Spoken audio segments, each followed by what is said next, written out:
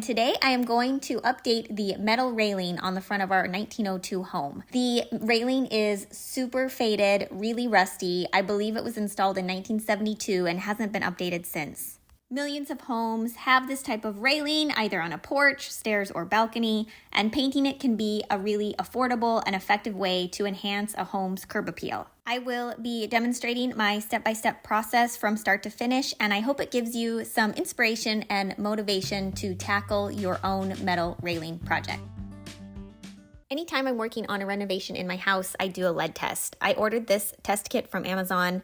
It's really affordable. You dip the tip of the swab under water and then you rub the affected area for 30 seconds and wait 30 seconds. And if the tip turns any shade of red or purple, then you know that there is lead in the affected surface. Any paint used before 1978 could contain lead, and so it's always important to test for that and then take the necessary precautions. In this case, luckily, our metal railing does not have lead. Step 1 is preparing the surface. I started by cleaning the metal railing thoroughly with a degreaser. I like using Crud Cutter just to remove the dirt, grease, and grime from the surface. A lot of people might wonder what's the point in cleaning it first, because you're going to sand next, you're going to work on removing rust, and it's going to be dirty anyway.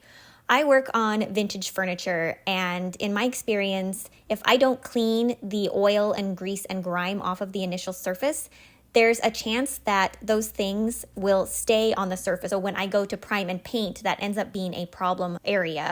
Next, I'm working to remove the rust and any rough spots from the railing, and I use a few different tools to do this.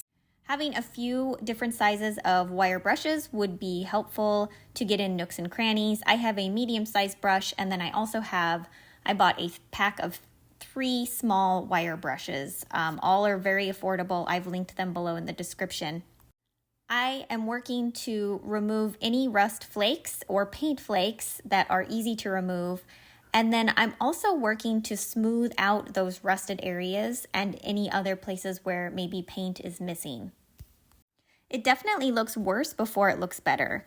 But as you can see, the brushes are doing a good job of removing the rust and flaky areas. It does take a little bit of elbow grease, and it does take some time to work through that process. I used a few grits of sandpaper as well, and I think they made a big difference. I used 80 grit for the really rough spots and 120 grit for other less rusty areas and to smooth out the flaked areas.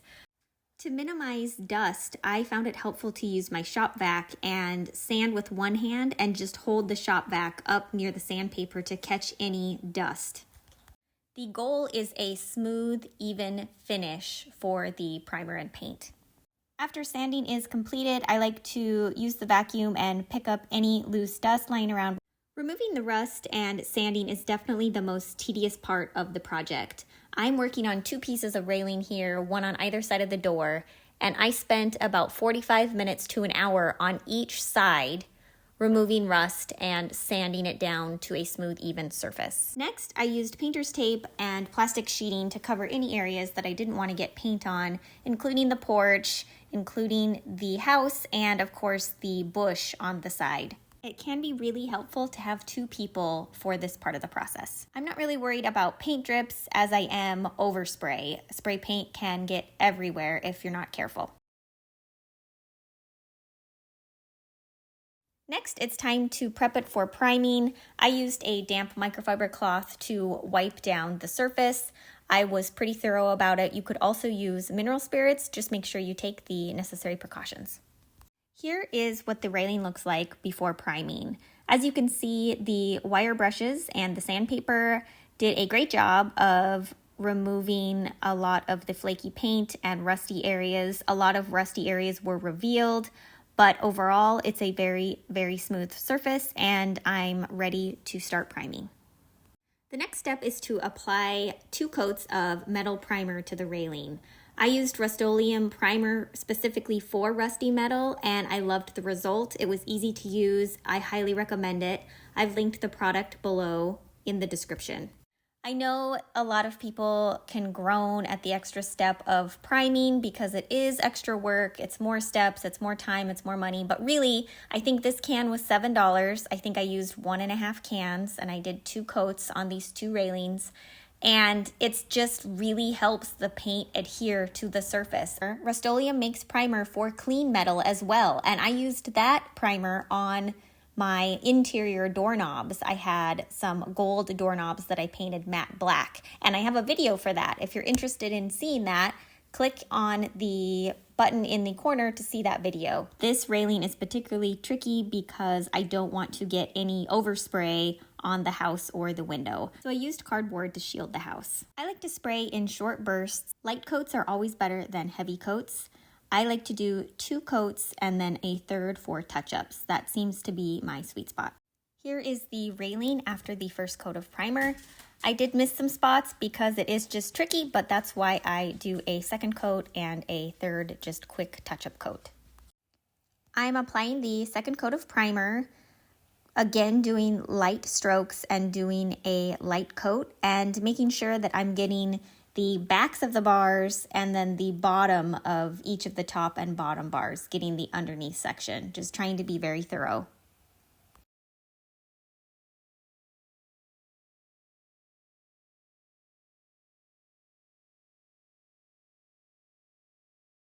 This is the spray paint that I chose for the project. It is an exterior paint. It's matte black, and it's specifically for cars, for detailing cars. I used it for my doorknob project that I mentioned earlier, and it has held up wonderfully. Here I'm spraying similar to the way I sprayed the primer. I'm using the piece of cardboard to block overspray, short bursts, thin coats, 2 coats with a third touch-up coat.